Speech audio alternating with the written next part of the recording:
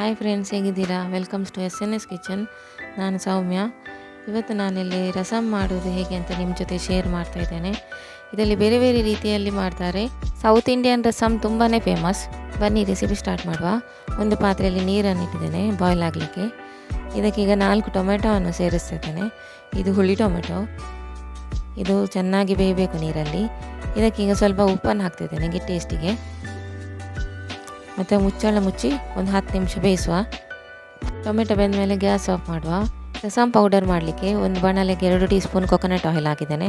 ಬಿಸಿ ಆದಮೇಲೆ 1.5 tea spoon ಕೊತ್ತಂಬರಿ, ಅರ್ಧ ಟೀ ಸ್ಪೂನ್ ಜೀರಿಗೆ, 1 ಟೀ ಸ್ಪೂನ್ ಕಡಲೆಬೇಳೆ, 1 ಟೀ ಸ್ಪೂನ್ ಉದ್ದಿನಬೇಳೆ, ಮತ್ತು ಅರ್ಧ ಚಮಚದಷ್ಟು ಪೆಪ್ಪರ್ ಕಾಳು ಮೆಣಸು, ಒಂದಿಲ್ಲಿ 12 ಬ್ಯಾಡಗಿ ಚಿಲ್ಲಿ ಆ್ಯಡ್ ಮಾಡ್ತಾಯಿದ್ದೇನೆ. ನಂತರ ಸ್ವಲ್ಪ ಕರಿಬೇವು ಸೊಪ್ಪು ಇಷ್ಟು ಹಾಕಿ ಒಳ್ಳೆ ಫ್ರೈ ಮಾಡ್ತಾ ಇರಿ.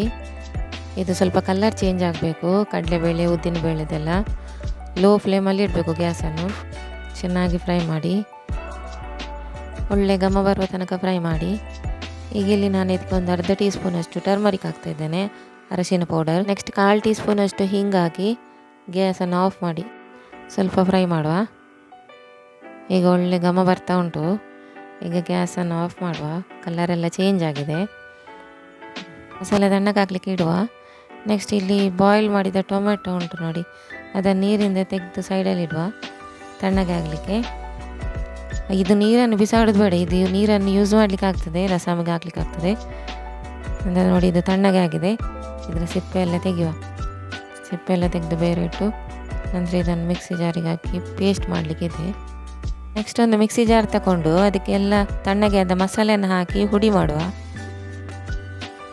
ರಸಮ್ ಪುಡಿ ಈಗ ರೆಡಿ ಆಯಿತು ನೋಡಿ,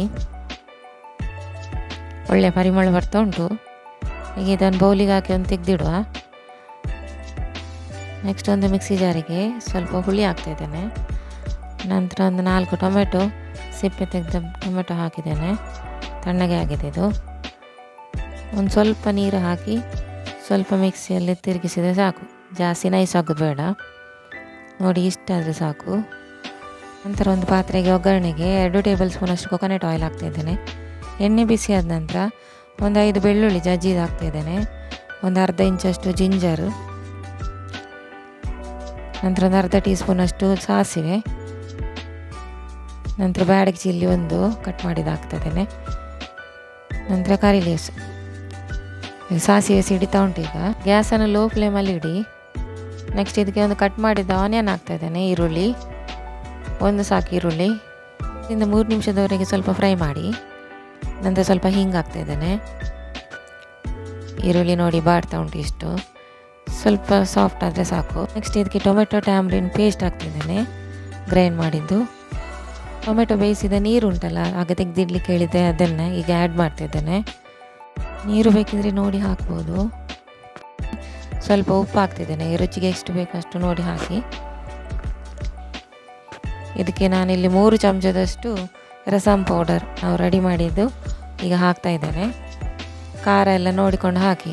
ಇಲ್ಲಿ ಕಾಯಿ ಮೆಣಸು ಯೂಸ್ ಮಾಡಲಿಲ್ಲ ನಾನು, ಹಾಗಾಗಿ ಖಾರ ಎಷ್ಟು ಬೇಕು ಅಷ್ಟು ನೋಡಿ ಹಾಕಿ ಚೆನ್ನಾಗಿ ಮಿಕ್ಸ್ ಮಾಡಿ. 1 ಕಪ್ ನೀರು ಆ್ಯಡ್ ಮಾಡ್ತಾಯಿದ್ದೇನೆ ನಾನು. ಕನ್ಸಿಸ್ಟೆನ್ಸಿ ನೋಡ್ಕೊಂಡು ನೀರು ಆ್ಯಡ್ ಮಾಡಿ. ಸಣ್ಣ ತುಂಡು ಬೆಲ್ಲ ಹಾಕ್ತಾಯಿದ್ದೇನೆ. ಸ್ವಲ್ಪ ಕೊತ್ತಂಬರಿ ಸೊಪ್ಪು ಆ್ಯಡ್ ಮಾಡಿದ್ದೇನೆ ನಾನಿಲ್ಲಿ. ಈಗ ಒಳ್ಳೆ ಕುದಿ ಬರ್ತಾ ಉಂಟು ನೋಡಿ. ಇಷ್ಟು ಕುದಿ ಬಂದರೆ ಸಾಕು. ಗ್ಯಾಸ್ ಫ್ಲೇಮನ್ನು ಆಫ್ ಮಾಡುವ. ಘಮ ಘಮ ಅಂತ ಪರಿಮಳ ಬರುವ ರಸಮ್ ರೆಡಿಯಾಗಿದೆ.